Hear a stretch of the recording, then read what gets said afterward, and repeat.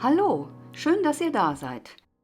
Falls ihr für Silvester noch auf der Suche nach einem abwechslungsreichen und lange dauerndem Essen seid, dann seid ihr hier genau richtig. Ich zeige euch heute ein Silvestermenü. Es gibt ein Aperitif mit Häppchen, einen Gruß aus der Küche, zwei Vorspeisen,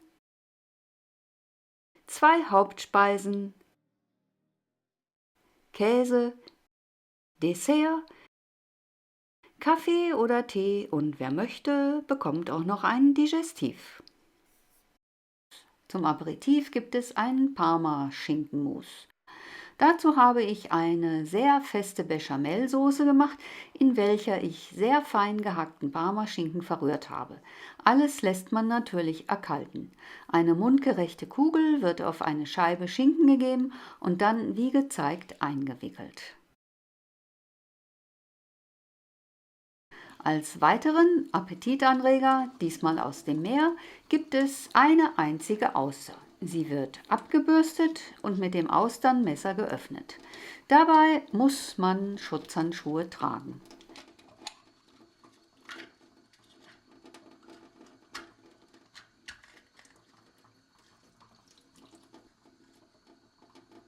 So sieht die Auster auf dem Teller aus, die wir noch abgedeckt hatten. Sie ruht auf klein geschnittenem Salat, damit die Schale nicht kippt. Dazu gibt es Zitronensaft, mit welchem die Auster beträufelt wird.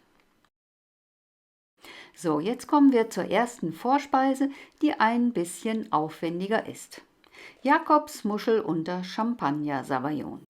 Zur Vorbereitung werden ein Eigelb und ein Stich Butter in einen Schlagkessel gegeben. Es wird auch schon etwas Schaumwein dazugegeben. Fertig gemacht wird der Savillon gleich beim Anrichten. Für 2 Personen wird ein Kräuterseitling fein gewürfelt, ebenso ein halber kleiner Apfel und 2 Jakobsmuscheln sowie eine kleine Schalotte. Letztere wird in etwas Olivenöl kurz angebraten. Dann kommt der Kräuterseitling dazu und zum Schluss die Apfelstückchen. Diese Zutaten werden in Eierschalen gefüllt, die ich bereits am Vortag mit Hilfe eines Eierschalensollbruchstellenverursachers geleert, gesäubert und vorbereitet habe. Die Eier werden befüllt, aber nicht ganz voll gemacht. Die Jakobsmuscheln werden angebraten, nicht zu lange, denn sonst werden sie zäh und die Muscheln werden auf die Pilzmischung gegeben. Jetzt wird das Savillon fertig geschlagen. Da ich schon alles vorbereitet hatte, dauert das nicht lange. Das Savillon wird über die Jakobsmuscheln gegossen und mit etwas Zwiebelrördel verziert. Das Ei kommt in eine kleine Schale, welche mit roten Linsen gefüllt wurde, damit das Ei Stand haben kann.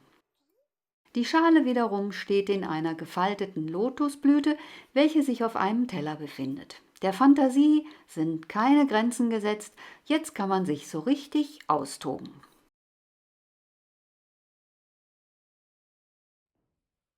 Bei meiner Oma gab es immer eine Suppe, also habe ich eine klare Brühe gemacht und zwar mit gefüllten Ravioli und etwas Gemüse. Nicht zu viel, einfach nur eine kleine Tasse voll. Das gehört für mich einfach dazu. Jetzt kommen wir zum ersten Hauptgang, Fisch. Hier gibt es einen halben Hummer mit etwas Fenchel und einer Soße aus der ausgekochten Karkasse. Wie man einen Hummer vorbereitet, zeige ich in diesem Video. Die Soße wird erwärmt, das Fleisch des Hummers ebenfalls auf Temperatur gebracht, sowie das Gemüse und eine Schupfnudel werden erwärmt. In einen tiefen Teller wird die Soße gegeben, an den Rand kommt das Gemüse und daneben der Hummer.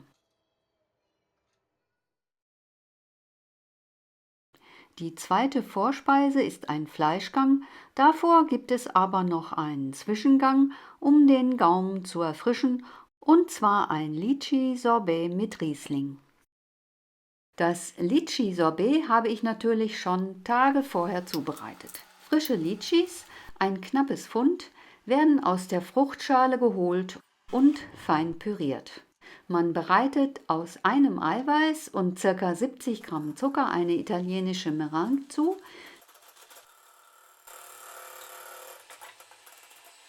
die unter das Fruchtpüree gehoben wird. Alles wird gefroren. Aufgrund des luftigen Eiweißes kann man das Eis einfach aus dem Behälter holen. Aufgegossen wird es mit diesem Riesling hier. Ich finde, frische Litchis schmecken nicht nach sehr viel. Zusammen mit dem Riesling in einem Sorbet entwickeln sie jedoch einen ganz außergewöhnlichen Geschmack, der unseren Gaumen eher unbekannt ist, und das ist sehr erfrischend und belebend. Dieses kleine Zwischengericht ist für mich immer wieder erstaunlich. Im Anschluss daran bereite ich den Fleischgang zu. Hier bereite ich einen armen Ritter mit Äpfeln und schlesischer Weißwurst zu. Wie das genau geht, zeige ich in diesem Video. Danach gibt es das erste Dessert, Käse. Hier ist eine Auswahl von 3 Käsen. Dazwischen befindet sich noch ein Stück Dattel-Walnussbrot. Wie man das macht, zeige ich in diesem Video oder ihr findet einen Link unten in der Infobox. Dazu kann man einen Süßwein trinken. Als zweites Dessert gibt es Schneeeier oder auch Floating Islands genannt. Auch dieses Dessert muss schon im Vorhinein zubereitet werden. Dann hat man es zum Servieren ganz einfach. Man trennt die Eier. Aus dem Eigelb macht man mit Milch eine englische Creme, eine Art Vanillesoße. Das Eiweiß wird mit Zucker zu Eischnee geschlagen und in eine gefettete Halbkugel oder Suppenkelle gegeben.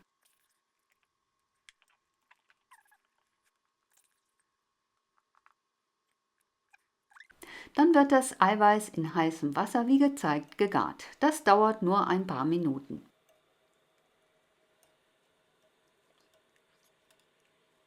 Hier zeige ich, wie das gegarte Eiweiß aus der Halbkugel geholt, auf der Vanillecreme platziert und zur Seite gestellt wird. Es wird ein Karamell zubereitet, den man ebenfalls zur Seite stellt. Ich gebe immer gerne etwas Butter und Wasser in den Karamell, dann wird er nicht so fest. Erst zum Anrichten wird der Karamell auf das Eiweiß gegossen und fertig. Für dieses Dessert muss man keinen großen Hunger mehr haben. Im Magen findet sich ganz bestimmt noch ein Plätzchen. Jetzt ist es Zeit für einen Absacker. Entweder einen Kaffee oder man trinkt einen Kräutertee. Dazu muss es aber noch etwas Süßes geben, in Form von Konfekt oder sonstigen Kleinigkeiten, damit auch ganz sichergestellt ist, dass niemand hungrig ins Bett geht und das neue Jahr gut beginnt. Im Nachhinein kann ich kaum glauben, dass wir das alles gegessen haben. Vielleicht habt ihr ja die eine oder andere Anregung gefunden. Viel Spaß beim Nachkochen, alles Gute für das kommende Jahr und wie immer, guten Appetit!